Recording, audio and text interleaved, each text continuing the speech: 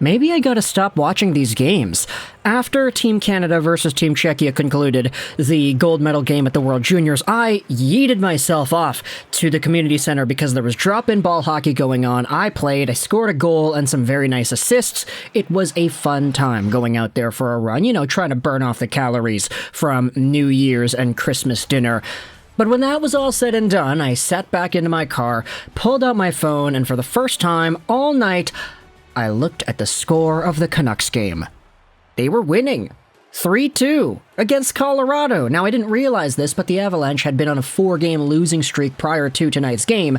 So even though the Colorado Avalanche have this aura, this big bad air around them that makes them seem like this tough-to-beat beast of a team, in the moment they have been kind of struggling. And so they had been on a losing streak, the Canucks were on a 3-game losing streak, and the Canucks had a 3-2 lead. And so I was like, okay, well, what happened? I'm going to go through my phone, see the notifications, and see who scored.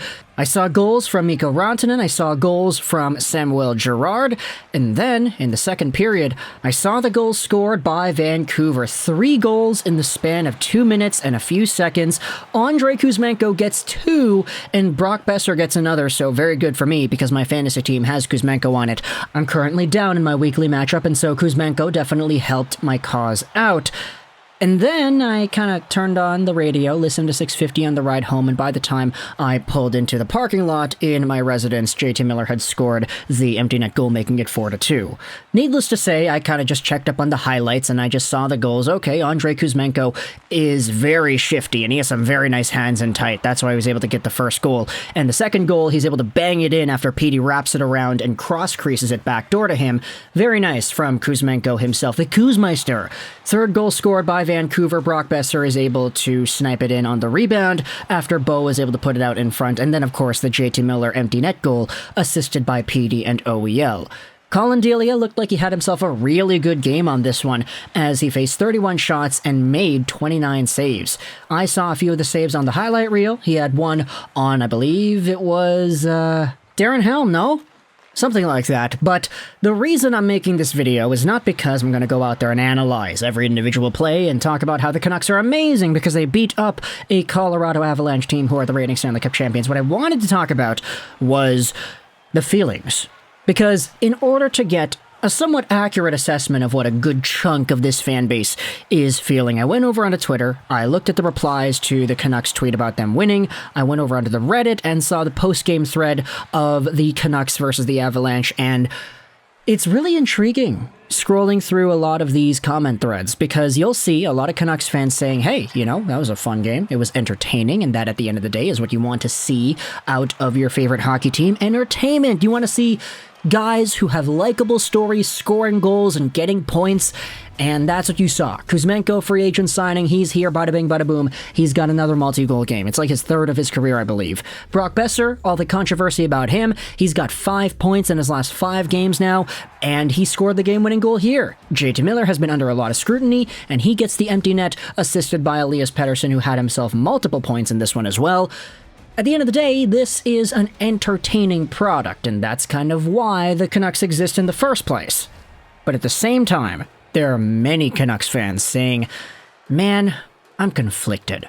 Because sure, that was entertaining, but it's games like these where you understand that the Vancouver Canucks are not all that bad of a team, where they're too good to really commit all the way to tearing it down and starting a rebuild or going for Bedard or doing whatever, because they're just going to pull out games like these every few days. They have the talent to be a legit wildcard team in this NHL. They do.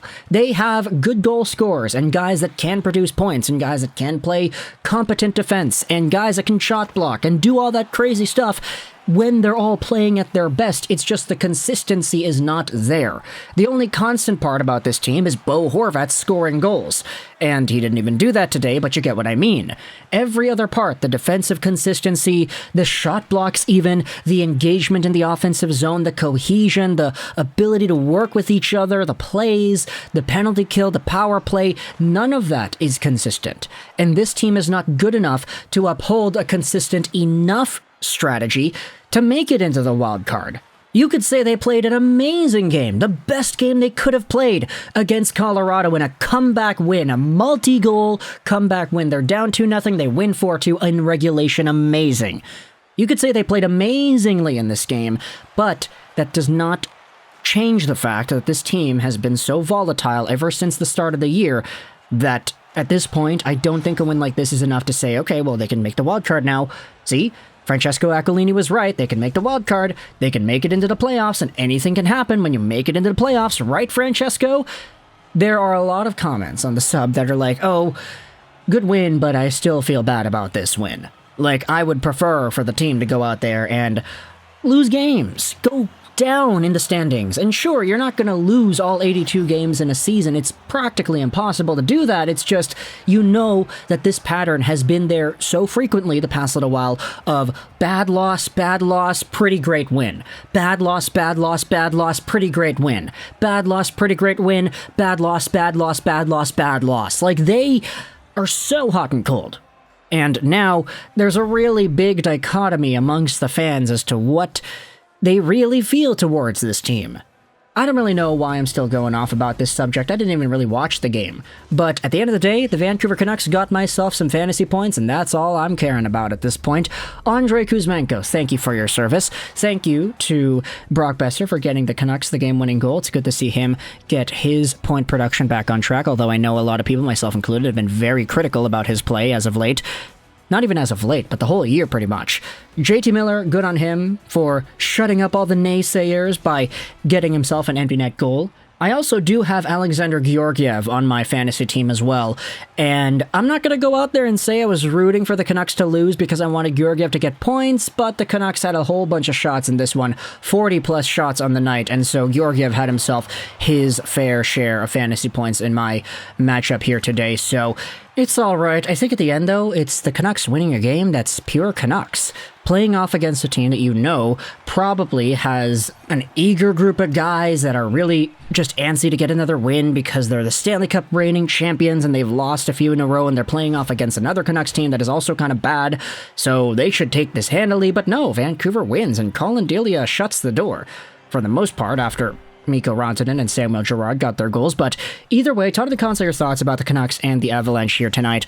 I didn't watch the game, of course, so is there any other aspects of the conversation about this game that you think I need to be aware of? Do you think there's anything worth pointing out that we had not covered in this video? Do you disagree with the idea that many Canucks fans that I have seen are kind of contemplating whether or not they should be happy about this win or not? At the end of the day, hockey is supposed to be entertainment, and if it was entertaining watching the Canucks, your favorite team, score some goals, then hey, it's entertaining. But ultimately, there are fans like myself that kind of believe that a different direction away from winning games like these is kind of necessary. So, thoughts in the comment section below about that entire battle of philosophies, I guess. I hope you enjoyed this video. Search that Charles 99.